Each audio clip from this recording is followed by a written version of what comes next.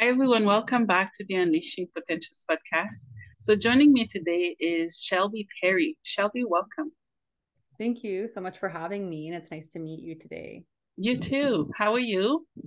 I'm good, doing really well. I'm in Southern California, so we had a little tropical storm yesterday, but it was a lot more mild than we were anticipating. So we're happy. Oh, okay. Yeah, that's good. So, you're in Florida. No, San Diego, California, the other side. Oh, okay. Yeah, I've never been there. Sounds beautiful in most Yeah, of the it is. states. It's really pretty. Yeah. We don't normally get like hurricanes or any kind of like severe weather. So when they were announcing that it was coming, it was a little bit of a panic situation. Yeah. But yeah, Okay. we're all good. Yeah. So we're gonna get this party started. I'm gonna give you the floor to share whatever is on your heart and to tell us who you are and what you do. Awesome. Thank you.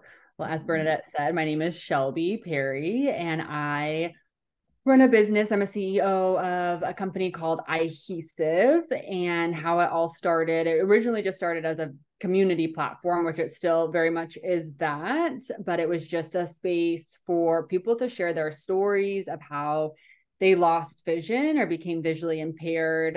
Majority of the people on my page have lost full vision in one eye or both. Mm, And then majority of them wear prosthetic eyes. So they've had the eye removed or it's damaged to the point where they need a prosthetic eye over mm, the eye. So a little backstory on that, because that is my story as well, is a little over 2 years ago, I was in a snowboarding incident, and this occurred in Salt Lake City, Utah. Obviously not San Diego. Well, we have a mm, little bit of snowboarding, but I grew mm, up in Salt Lake City. And so I was living in San Diego at the time, but a group of friends and I went back to just, go on a nice little ski trip. And like I said, I grew up in those mountains and really enjoying this activity. And so the fact that I was in a devastating, accident that ultimately 2 months after the initial like injury, which, I had extensive injury to my right eye immediately, and they tried to save the mm, eye. I had multiple surgeries. And then 2 months after the actual incident, they removed the whole eye. And so then I was mm, on this new journey of like receiving a prosthetic eye and what that would look like for me. And mm, the time I didn't know anybody with the prosthetic eye. I'd never met anybody. I didn't even really think about, people mm, losing eyes. It wasn't even mm, on my radar of like something that like could happen or does happen. And so of course I went to social media and I got to TikTok, and I did find some really young people on there that have amazing platforms that they talk about their prosthetic eye, and they it comes out, so they like pop it out and do really like, kind of funny different things with their prosthetic eye. And I did find a lot of comfort in that, and knowing that like, hey, I wasn't alone, and like seeing mm, these young adults like living their life with their prosthetic eye was really helpful. But then I just felt like I need a little bit more. I was like, I want a little bit more support and to actually like be able to connect with these people. And mm, so I started Eyehesive, and I shared my story and, just kind of threw it out there that I was offering to share other people's stories. And rather quickly, mm, I started getting a lot of stories. I was shocked. And to this date, and I share all the stories in blog form. So when somebody wants to submit their story, I just send them like a forum of questions, and they fill it out and send pictures, and then I do it in this blog. So on our blog page on the website, there's I need to count again, but we've got to be close to 100 stories at this point, if not like slightly over. And I'm talking all different types of stories from people, all different, walks of life or all over the world. And a lot of the instances could be something from childhood, whether that be like a genetic birth defect or something happened, at birth, or genetics. And then also like retinoblastoma, which is a childhood eye cancer, all the way to like adult eye cancers, to so many different eye injuries. Like every mm, time I receive one story, I'm like, oh, I've heard it all. And then I'll receive something else. And so it's just really like put into mm, perspective a couple things, just like, how I guess fragile our eyes are. I'm not trying to like scare anybody, but like making sure that we're like protecting our eyes. And like I mean, I had goggles on So I know, we do the best we can, but like the amount of things that I hear, I'm just like, oh my gosh, our eyes, they're like little grapes. So just, protecting our eyes. And then also, that this community has really had a lack of community, I guess, or people to interact with. And so the importance for me of like receiving people's stories and then sharing them has been such a healing aspect for me on this journey, but also healing for other people to be able to share their story and read other people's stories of how they live their life with their prosthetic eye and their visual impairment. So I started out like that, and I always knew I wanted to like grow it into something really big, and so I'm still on that mission. And now we've done 2 virtual conferences within the community. So we have like speakers that have platforms, or we have the ocularists come in as well, who are the people that make the prosthetic eyes. And they, share. We've got lots of different topics. So we've done 2 big conferences. We do monthly virtual meetups. And then I do one-on-one coaching with the community as well. So I've got like a 5-month program container where we really work at any stage of vision loss or eye removal surgery or prosthetic process. And they could have lost their eye, 20 years ago or just recently, but it really builds that foundation of like gaining confidence is like huge, and just kind of overcoming and healing that whole aspect of losing an eye and the grieving process of that, and then stepping into like this really like empowered self-love and just power back into their lives, because it is scary. I mean, it's like some people have a hard time transitioning back to driving or playing sports or back to work. So just to really embrace all of that and to bridge that gap and have full confidence and be out there like living, their best lives and fulfilling their purpose and their dreams and their goals. So essentially it's like, life coaching, but for people that have a prosthetic eye. And we share a lot too, just like if they have surgeries coming up, or maybe they've already, gone through all of their surgeries, but just, embracing their story and who they are. And as this is part of their story. So I've been loving, the coaching aspect and being able to connect one-on-one with the community that way. And then also like in the group form of the virtual meetups. And then I have some shirts as well too. And so we have shirts that say like One Eye Gang. And then I've got ones I just got made that I'm about to launch that say like One Eye Gang supporter. So I've had a lot of family and friends be like, I want one, but I don't want, the One Eye Gang shirt. So we've got ones that have supporter and beanies and bookmarks and tank tops. So I kind of have a slew of merch, and I want to grow that some more as well too. Wow. I could listen to you all day talking and sharing your story. I am moved by your story. And woman to woman, thank you for what you're doing. Thank you for turning your pain into wisdom and power to empower those who need it the most. Like you've said, there isn't enough support in that area at all. And sometimes we don't know what it's like until it happens to us. And you providing that support, guidance to people from all over the world, that's power. So I salute you for what you do. So thank you. Thank you. I really appreciate that. And it came from, that place inside where I needed it. I remember laying in bed, like initially after everything and hearing the news that they were going to remove my eye. And I was really fortunate to have like a very strong, like community of like friends and family like by my side during that. But I also thought, I was like, well, what if everyone doesn't have this, and there still felt like a little disconnect, because they, my family and friends are amazing and so helpful. They couldn't quite, know exactly what I was going through, just because, they hadn't experienced that. And so I know like how invaluable it is to speak with someone that has gone a very similar journey or path. And that's for anything too. And, and that's like also the message I want to spread to people too. It doesn't matter like what you're going through, but if you can just like build a little community or find some people that are going through that similar thing, it does so much to the way we get to conduct our lives and connect with people and not feel so alone or isolated. Yeah, I agree. What are some stats that you're seeing in the states that you're in and overall in the United States of eye injuries? Yeah, so actually I like Googled this. I've Googled it a few times, but it says on Google there's like 2.6 million eye injuries that occur annually.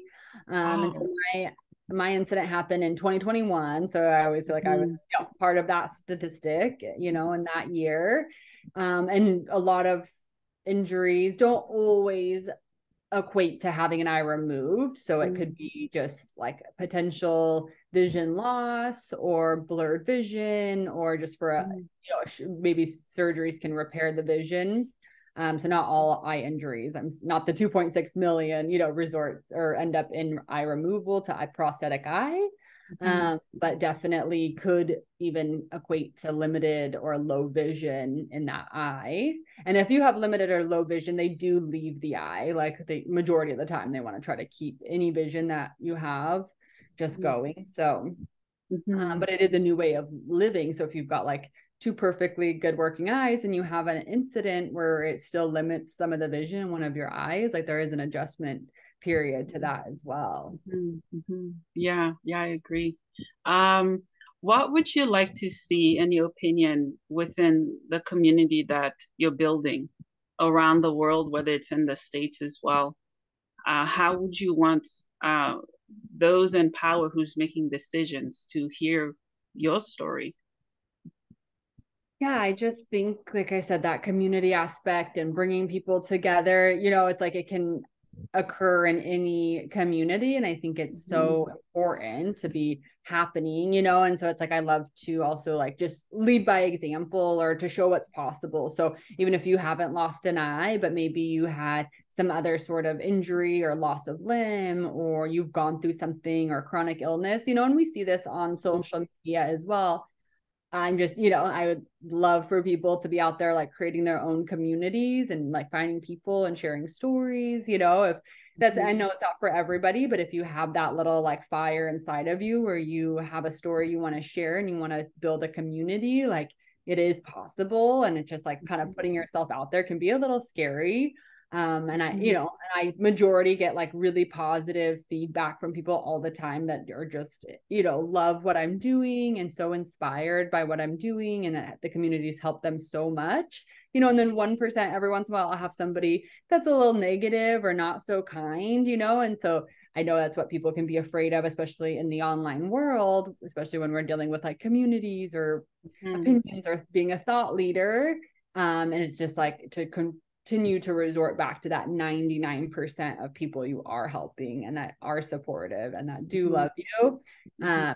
And so I just want to add that little piece to Oh it yeah. too. Yeah, yeah, you're right. Social media can be terrifying. I didn't start posting anything until recently on the podcast because not everyone is able to accept someone else's truth or Mm-hmm. story or passion or vision. It somehow threatens their lack of not doing enough. When Yeah. they see people who's hit rock bottom, who face those severe battles and challenges, and somehow they find the strength to get up. And with those people, they have the opportunity, they just don't take it. Mm-hmm. Whereas us who do face those situations, we know when to take those opportunities and to turn them into good things. Yeah. Yeah. It can definitely, you know, be challenging, but it's just stepping into that, you know. And I've always heard that like saying, you know, you can quit on your dreams, but you can't quit on your calling, because like your Mm-hmm. calling will never quit on you. And so just Mm-hmm. people out there that are, you know, have this like strong desire, this calling to help other people or to share their story. I'm always like, you know, if that gets you out of bed, which is like Yeah. my case today, you know. And I wasn't really anticipating that at the beginning. I'm like, I just want to find one or two people who can relate to me.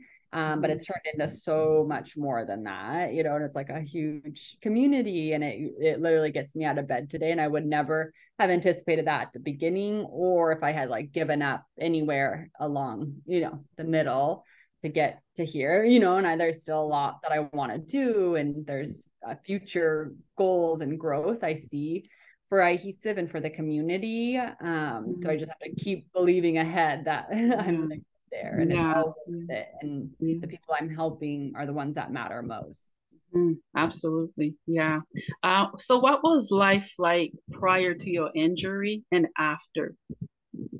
Yeah, great question. So I lived a very, we'll say, normal life, two Mhm, perfectly good working eyes and body, and was very active.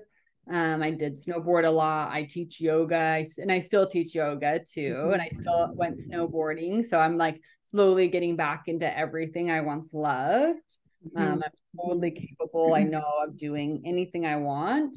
But I went along in life pretty, what's the word? Like just thinking I was like what is the word I'm looking for? Like nothing bad, can happen. And I think we do that, or I do that a lot, where I just think I'm invincible. That's the word. Yeah, invincible. Like I can do anything, and I just never expected to have like an injury so great. So, or even have to deal with like healing or having any kind of like, adversity or challenge. And mhm, then, and shortly before, so this is also part of my story, which I share openly on social media as well. 10 months before the injury, I'd actually moved out to San Diego to get sober. So that was during the pandemic when I moved to San Diego originally to get sober. And so when the accident happened, I was 10 months into sobriety. mhm, So there was a kind of a combination of things going on. Like I was just like rebuilding my life after like trying to get sober and like set this like sobriety foundation for my life and get on a new path and a new journey just from that. And so then this happens 10 months into it, and I like back down in bed and like mhm. having to Yeah. rebuild once again, now like maintaining my sobriety and building, with these new adjustments. And so I was like pretty much on a pause, I guess, for like 6 months. And like I said, I had a really good community of people like giving me rides places and just helping me, do all the things that I needed to do. And I Mhm, really took the time to rest and recover and kind of just allow my body to also rest and recover. And of course, I had, a lot of different surgeries in that time. So there was definitely some mhm, time that I was just recovering from surgeries. But that 6 month mark after I'd had the last surgery and was feeling, really good and healed is when I like started to, practice driving again and going and teaching yoga and practicing my workouts and just getting everything back into my life. mhm, So now today, it's been over 2 years and I'm back like feeling more confident than ever about just like who I am and like my abilities. And things can be a little bit off still with like depth perception, but it's, mhm, things that I either just laugh at or, slowly learn to adjust. So mhm, I'm getting, really comfortable and confident with like who I am and what I'm doing, in all aspects of my life again, mhm, even mhm. more so than prior, because it's Yeah. forced you to kind of look into some other things. Mhm, mhm. Yeah. Yeah. Thank you for sharing. Um, what are some tips or advice that you have for those who don't cherish their eyes? I treasure mine. Oh, Even from my toddler, I protect my eyes. So what are some tips do you have for us? that's amazing. Yeah, I never even thought about it, but I do know. So, just, I mean, obviously wearing sunglasses is really important, especially outside. And I know they have, because I've heard stories of people having sunglasses and then being in an accident with the sunglasses and then shattering and then, causing. So Ooh. I know I could go down Oh, like a bunch ouch. of different Yeah. holes. So not to like scare anybody, but I do know that they have like shatter resistant sunglasses. So that could be an option if you're really worried about it. But I do think just sunglasses in general add that level of protection. And then, yeah, and I guess just like making sure, like, I mean, this is just from like, I'm not like a doctor or anything, but Mhm, protecting our eyes, from like vision, from the screen and stuff too. We spend so much time on our phone and our computers. mhm, So just make sure we're taking lots of breaks, from phones and computers and getting, well rested, lots of water, removing our makeup at night before bed. not, using anything that could cause infections. It's just hard. I mean, definitely if you're in a work environment and you're using power tools or, some sort of heavy equipment that could potentially harm your eyes, that you're making sure that you're wearing, the appropriate safety protection, safety goggles too, Mhm. and things happen, all the time, even with those things, but we can try to be, as careful Mhm. as we can. Mhm. Yeah, yeah, that's true. Tell me more of your journey of getting prosthetic eye. What was that like? How did you adapt and adjust to it? Yeah. So what happened? So after they remove the eye, they put Mhm. what's called an orbital implant. So underneath the prosthetic is this implant. That's a sphere shape, so Mhm. like a ball, and they cover that implant with the muscles, the tissues, and the muscles that are in my eye. So this orbital implant that's in there gets to move a little bit because it's attached to those muscles in my eye. So it Mhm. moves a little bit. And then they put the prosthetic on top. And oh, I have one right here actually, if y'all want Mhm. to see. So this is what the prosthetic looks like. So Okay. it's a shell, not a Mhm. whole ball. So this slides in my eye, and that orbital implant sits right behind here. And when Mhm. I move my eye, the implant moves, or Oh, it yeah, moves. Yeah. which then moves the prosthetic. So I have multiple eyes, and the one I'm wearing today is like this star shaped one. So a few Mhm. fun, colorful Yeah, ones. that's pretty. Thank you. And then this is just my normal one that matches my eye. When I put that in, it Mhm. matches. Oh, But okay, cool. that's what it, it looks like. And they just like pop in and out, and you Mhm. just clean them. So after they put the implant in, you heal for like 6 to 8 weeks, and then you go and see an ocularist. And the ocularist is the one that makes these. And Mhm. they actually put this mold in there. So this is molded to fit my eye. So it's not Mhm. like a one size fits all or anything. Yeah, yeah. Obviously, it matches my eye color. So they hand paint this, which is like the Mhm. most amazing thing to watch.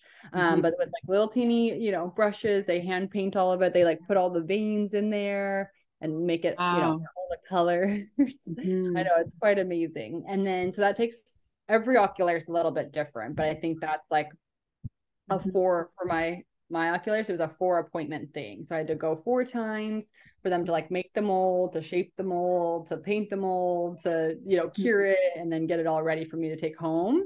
Mhm. Uh, but then this is good for like 5 years or so. I just Mhm. go twice a year, every 6 months, and they do a polish and clean it. And Mhm. then, yeah, Mhm. it should be good. Yeah. Unless, and they have to refit it every once in a while, like when, if you lose a lot of weight or gain weight, or just that eye socket changes as we get older, anyways. Yeah. So it is a thing that you don't just get one for your whole life. Like I will need, to keep going Mhm. back throughout Mhm. my life. Oh, okay, cool. Thanks. So does it impact you mentally? Um, Meaning, do you get headaches or any other symptoms? Yeah, so I am fortunate. I don't have any lingering, headaches Mhm. or soreness or pain. Mhm. Not as some people, for the most part, that is like the Mhm. majority of people's stories where they don't really, once the eye is removed, they don't have any pain. There's no like nerve things going on, nothing like that. But I do have, some people I work with in the community that do tell me they have like consistent pain or throbbing or headaches in that area. And it's all just, Yeah. yes, dependent on like why Mhm. they had, what the eye injury was, or the cause of eye loss, to Mhm. what the tissues have done, and Mhm. in Mhm. that time too. Okay, yeah, because I'm not a doctor, but I imagine part of the eye is somehow connected to the brain or the facial area and on the inside. Yeah, Maybe that's what these people were experiencing. totally. Yeah, it's all definitely connected, and I'm not a doctor either. I can't really Yeah. say, but luckily, I don't suffer from any like extensive pain or ongoing pain. Mm-hmm, hmm. Yeah, that's good that you don't. How would you encourage those who do suffer from pain? And on top of it, maybe they're suffering with insecurities or not loving who they are after their injury happened.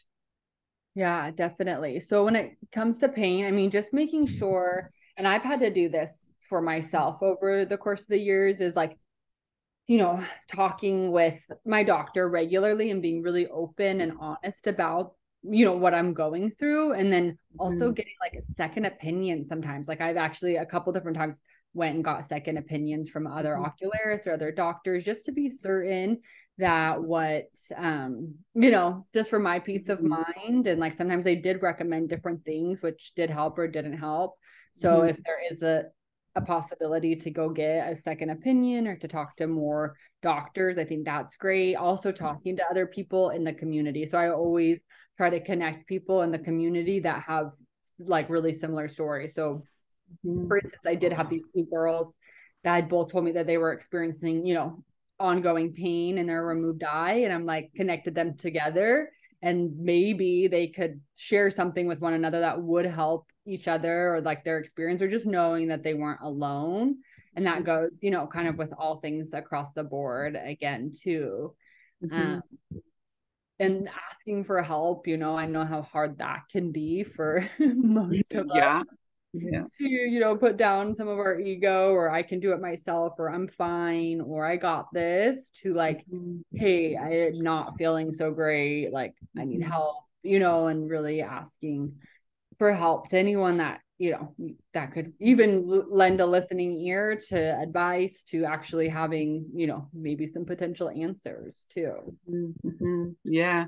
I love that you're very active into uh getting things done, meaning that you know your needs and you advocate for yourself. And I know that's not the case for a lot of people.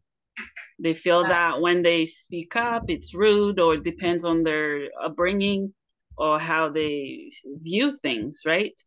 How would you advise those who are in similar situations to advocate for themselves, to not wait until it's too late? Totally. No, and I like love that you brought that up. And I think that goes along a little bit with the confidence piece too. So either spectrum, if you're trying to like build confidence or you're trying to advocate for yourself or just Mhm.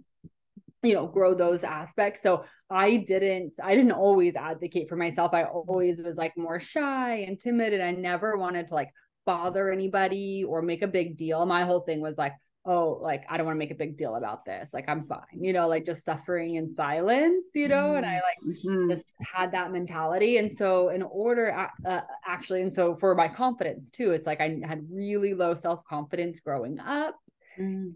and I just like, couldn't get over a lot of my insecurities. So both of those things, and I think, when it comes to anything like that, it does take some work. And so I think people kind of just miss that aspect or don't really think about that aspect that it is possible to do something you didn't do before, even when it comes to like internal things.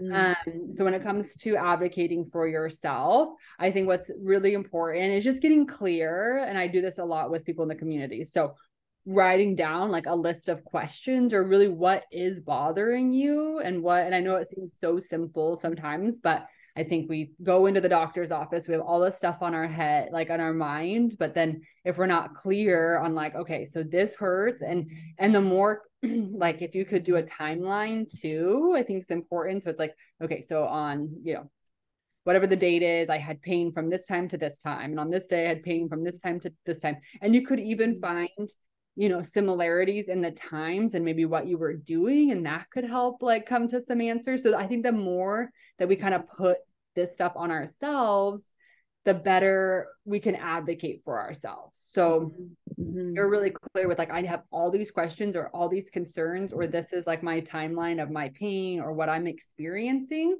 You can either kind of do some self discovery and figure some own things out like, oh my gosh, I'm having pain, on Mondays at this time because I'm, sitting on a 3-hour Zoom call, but I didn't really register that, or whatever. And maybe that's Yeah. Yeah. the reason, or Mhm. whatever. So Mhm. those patterns could come up, but then also like going into the doctor and you're like, hey, this is like all of my questions. It Mhm. just will help. For me, at least, gives me peace of mind that I'm like putting everything down and I'm making sure everything is getting answered. And the internet's great to research as well, but I know that can be a little dangerous territory too, because you get on one thing and you're going to end up like, with cancer, on the next page or whatever. So yeah, I call it Dr. Google. yeah, right. I don't Google, I rarely Google medical stuff. I just go see a doctor. It can give anybody PTSD, really. It depends on what they're suffering with. It's just not always accurate, but it is good to be proactive about it. Yeah. And Yeah. then, having a community and asking people within those community, you could literally be like, and I know there's some different Facebook groups. And then obviously Eyehesive has a Facebook group, but then we also do, lots of stuff on Instagram.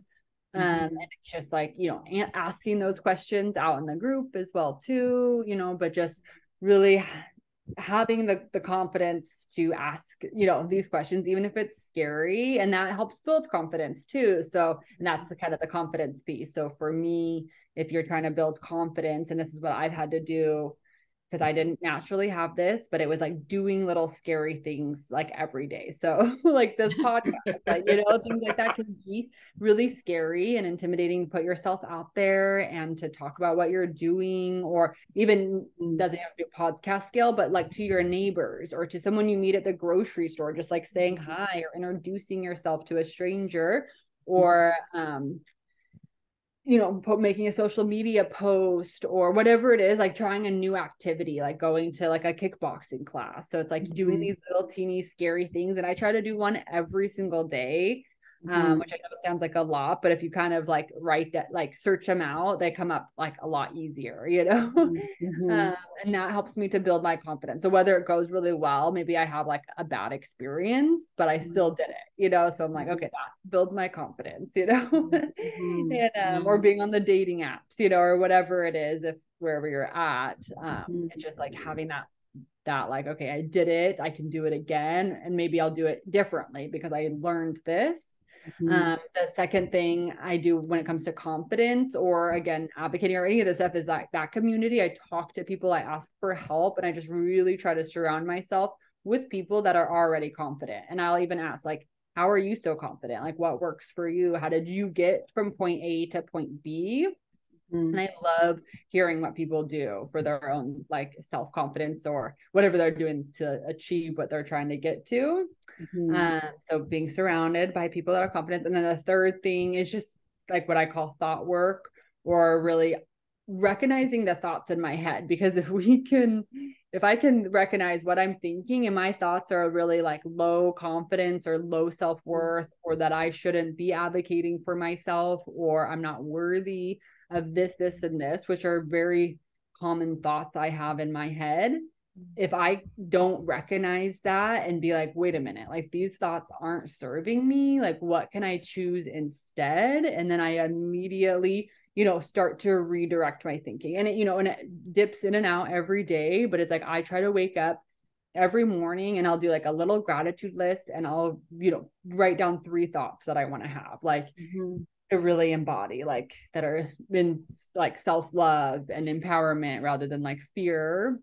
So the thoughts could be like, who can I help today? And then all day long, I'm just thinking about who I can help today, or my thought could be like, something that I like want to embody for myself in the future, like my future, like self, like what would my future self do today? And I get to go all day being in my future, like best self, or who I can help today, or how I can show up today, even in the scary moments, so it's just like kind of really identifying my thoughts, which then also comes with the feeling aspect. So I could go on forever about this, but oh no, it's all good. It's all good. I'm enjoying what you have to share. Thank you. But we know that like our thoughts, so when we have a thought, that's like what equates to like a feeling that we have in our body. So we have to also identify, we can't just do thoughts and be like, okay, we have to just see, what feelings come up, because sometimes even if we have a really good thought, if our body is feeling like stressed about that, or resistant or embarrassed, then we're not going to do much else, it's going to stop at the thought. So Yeah. we have to make sure that our thought is also creating a feeling in our body that we feel inspired and powerful and driven and confident, Mm-hmm. so that we can take that next portion, that action. Yeah. Well, for me, I can say my mind is it's a battlefield. And if Mm-hmm. I was living based on what my mind was telling me, I wouldn't get too far. And thank you for what you shared on confidence. I think especially us women, we do struggle with that. The list could be endless. Body image and the way we do things, what we're good at or not good at. I've struggled with that as well. And I love that you're doing things that you're afraid of. You said you do one thing a day at least you're afraid of. And I think there's power in that because you're pushing yourself just a little further, not too far, not too fast, just baby steps to get there.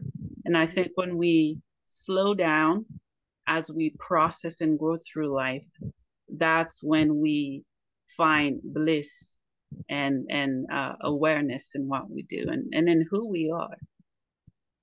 Absolutely. You said that beautifully. I couldn't agree more. And that slowing down aspect too, which is Mhm. something I'm always trying to work on, because I could go a million miles per hour and try to be all over and do everything, but just, Mhm. yeah, that slowing down and kind of coming back to like what is most important, those priorities, which for me, I've gotten really clear on. And it's just like, Mhm. who can I help that has Mhm. gone through something similar to me, so I can help, Mhm. help other people that have lost vision, wear a prosthetic eye, or and I do help a lot of people on the sobriety spectrum as well too, Mhm. outside of Eyehesive. But it's just like, who can I help today, Mhm. um, that's out there that Mhm.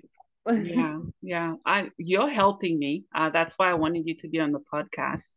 I don't know if you've heard other episodes, but I'm diagnosed with few different mental health issues. And I wear glasses. I just got glasses Okay. not long ago, but I had to keep advocating for myself. I think it's partially some of the medications Mm-hmm. that could have possibly caused this because both of my eyes, they see differently. Oh no. So I'm doing this interview now. I'm gonna put my glasses on and kind of let them calm down a little bit. It doesn't have to be severe. It's finding the small triggers. And I had to keep going back and back to the eye clinic. And she's like, okay, we think you need glasses. And that took me going back and back and back and keep saying something's wrong, something's off, right? Yeah. Mm-hmm. That is crazy. So when they did like the eye test and stuff, and they were reading the same. No, both of my eyes, they see differently. I, Okay. I think one is closer than the other, like the vision perspective. And then I Okay. have I have eye drops and they just get very dry. Okay. Yeah. Yeah. Okay. So I have glasses. Yeah. Okay. Well, I think, is that called, like, did they say anything? Have you heard the term like stigmatism? Yes. Yes, Okay. that's what they used. Yeah. Okay. Yeah, I was gonna Yeah. say that sounds like a stigmatism, which again, I'm not a doctor and I just hear things, but yeah, when Yeah. I does see differently. But that's so amazing that you kept going back and being like, I'm still, something's still not right. Oh yeah. Yeah. I'm pretty persistent because mental health and then my back and then my eyes. I'm like, Mm. you guys, I'm falling apart. So I'm seeing different doctors help so I can, cope and mom and do life. Yeah, Yeah. absolutely. Yeah. So when it comes to Eyehesive, is that how you say it? Eyehesive, yeah. Mhm. Adhesive. What is your method and approach to help people? You told me a little bit already. Please feel free to share anything else.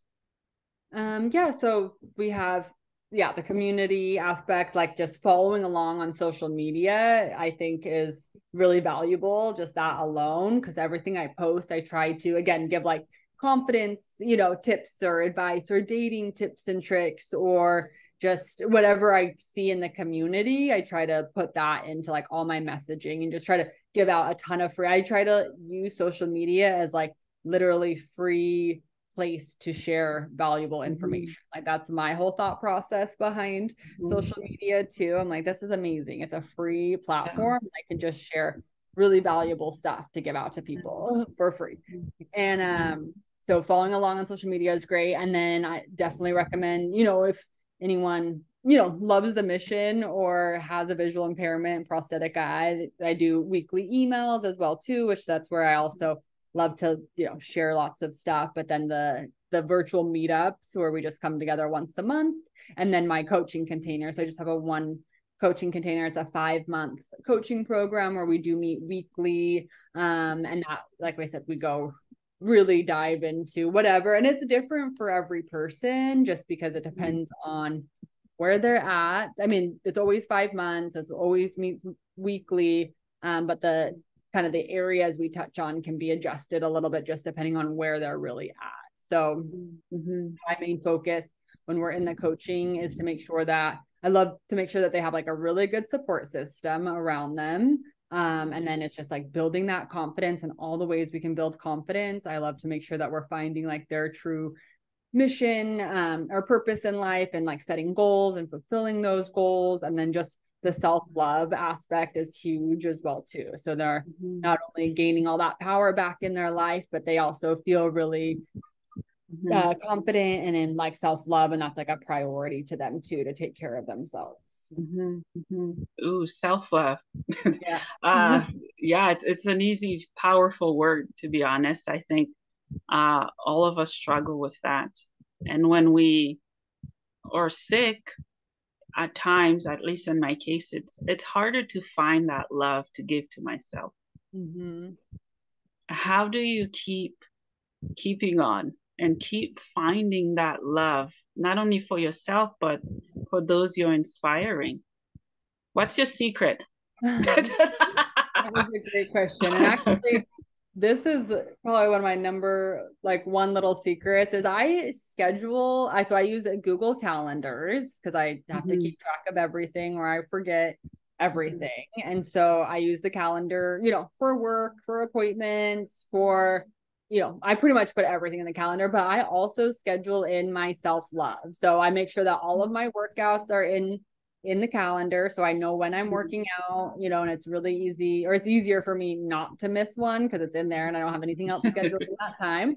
But then I also schedule in like, so after this, I want to like paint my nails. So I have that scheduled in my calendar, like nail painting, like chill. And it's like still kind of rainy from the storm. So I'm like, you're going to make some tea and paint your nails, at like 4 p.m. tonight. So that's like in my calendar. And I know that might not work for everybody, but I do think like the more we can schedule that in, or I schedule in like date nights with my boyfriend, and we do that, or time to hang out with my friends. Like if I'm going out to dinner with girlfriends, like I plan that and schedule that in, or just movie nights with friends.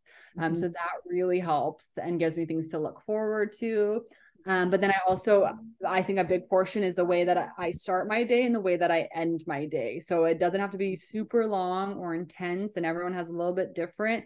But when I wake up in the morning, I like get my coffee and I really try to indulge in just like positive things for myself. Like, okay, like, my gratitude, the thoughts that I want to have today, how I feel about the day ahead, how I want to feel about the day, like what I can do to like create that feeling for myself for the day. So I just kind of set that tone in the morning with intention. And I know, things derail me all day. And I try to come back when I get derailed to that brief moment in the morning and be like, okay, breathe in, like, what's important here? Can we slow down? What's your intention? And then again at night, I just take that moment to like reflect and be like, dang, Shelby, like you did so much today. Even if I had a mile-long to-do list, I only got 3 things done. Say I'm gonna be like, Shelby, you got 3 things done on that list. Like that's amazing. Like it's such a good day. Even if it wasn't like the best day, be like, okay, well, you rested today, or you did this or this. Like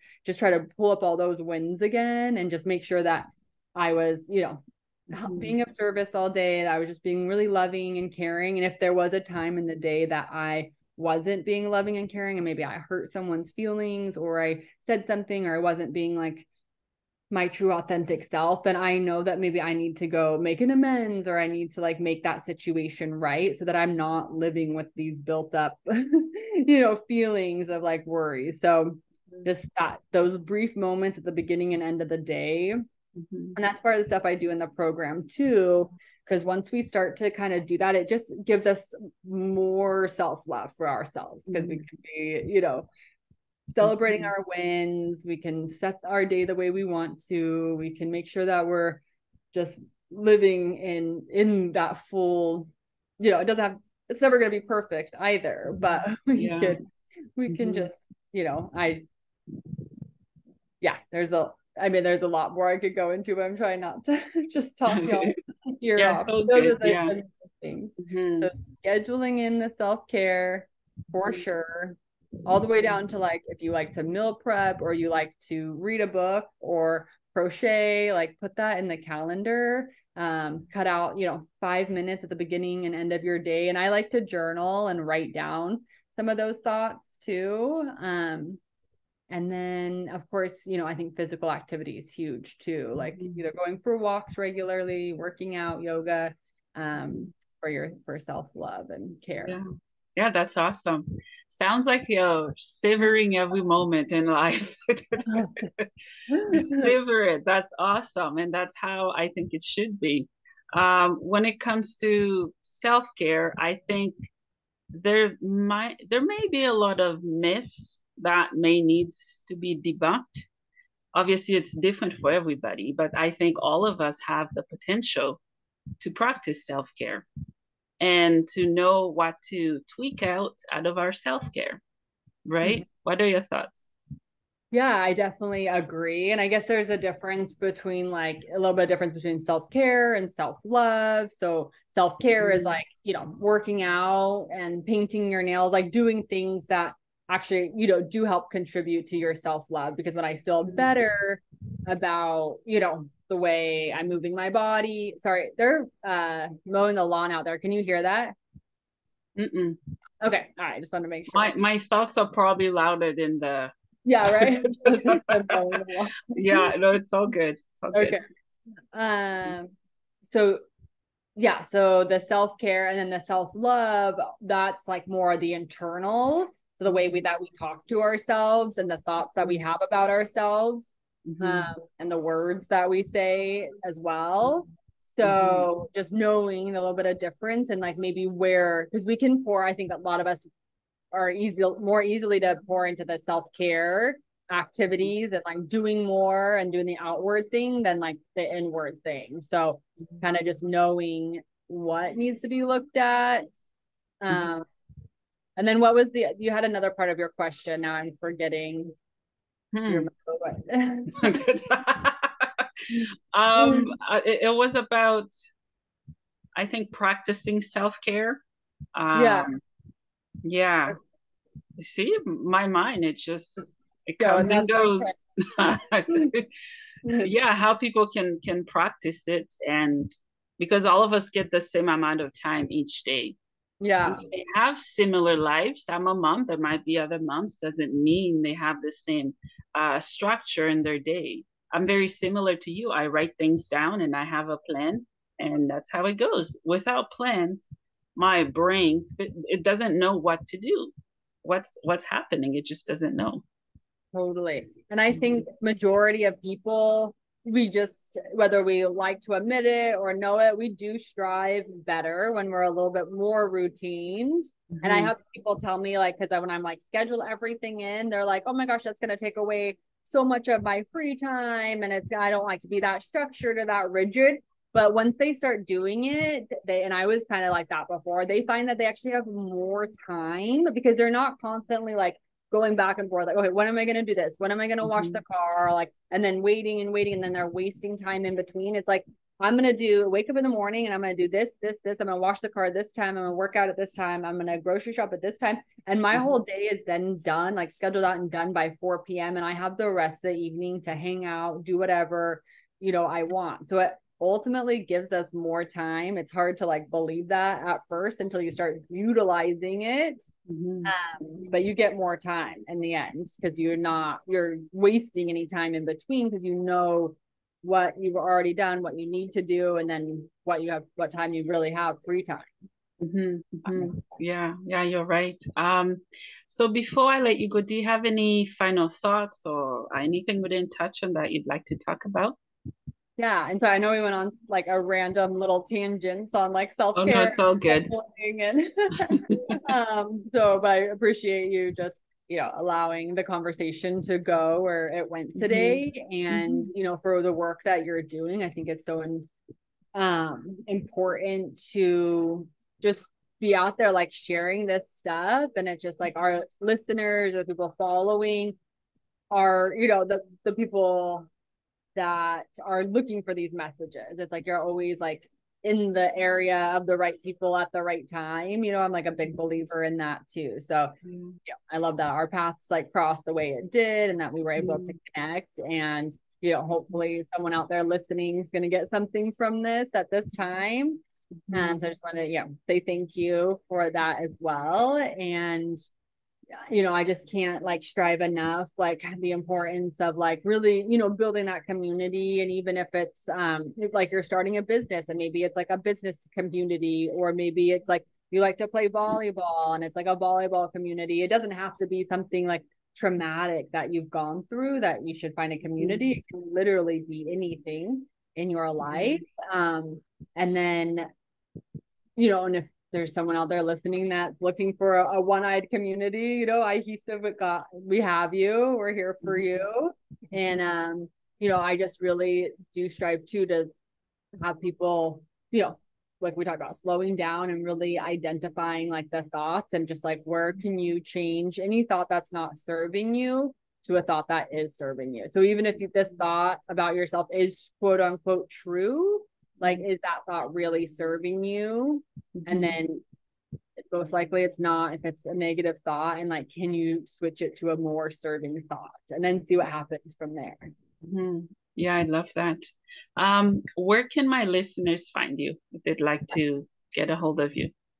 So our website is eyehesive.com, and it's spelled just Eyehesive. So kind of like cohesive, like coming together, sticking together, but I just put I in front of hesive. So Eyehesive. And then on social media, we're actually on Instagram at Eyehesive, Facebook at Eyehesive, and YouTube at Eyehesive. So Yeah, I Eyehesive. love that. Yeah, yeah. Final question for you. What is the meaning of life for you? Ooh, that's a good one. So the meaning of life, um, obviously we hear it's like find your purpose and share your purpose with the world, which I do strongly believe that is, the meaning of life. Which can be daunting if you're in a space where you're like, I don't feel like I have a purpose, or what's my purpose, which I felt like that for 32 years, until I recently now feel like I have a purpose and I'm on a mission. So if you don't have that purpose or you're still figuring it out, you're on a mission, like it will come to you. And I think it's just about like trusting the process, which also I think can be cheesy sometimes, but really letting go of that control and just trusting. And I think that's like the purpose of life. It's like, is how much can you like trust, in other people, in the universe, and yourself, and just kind of go along for the ride. Yeah, yeah, yeah. I love that you mentioned, right? Because I picture life as a roller coaster. I don't go on physical roller coasters, but I'm pretty sure I've mentally been on a few thousands of them. Yeah, yeah. Wow, what a heartful conversation this was. Thank you so much, Shelby, for your time. Thank you for inspiring people from all over the world. You've inspired me to continue to carry on no matter what comes my way. So thank you. Yes, carry on 100%. I'm like, just keep moving, keep visioning forward, and you're gonna get there. Yeah, So I yeah. really Thank you appreciate so you having much. me on today. Come back anytime. Thank you.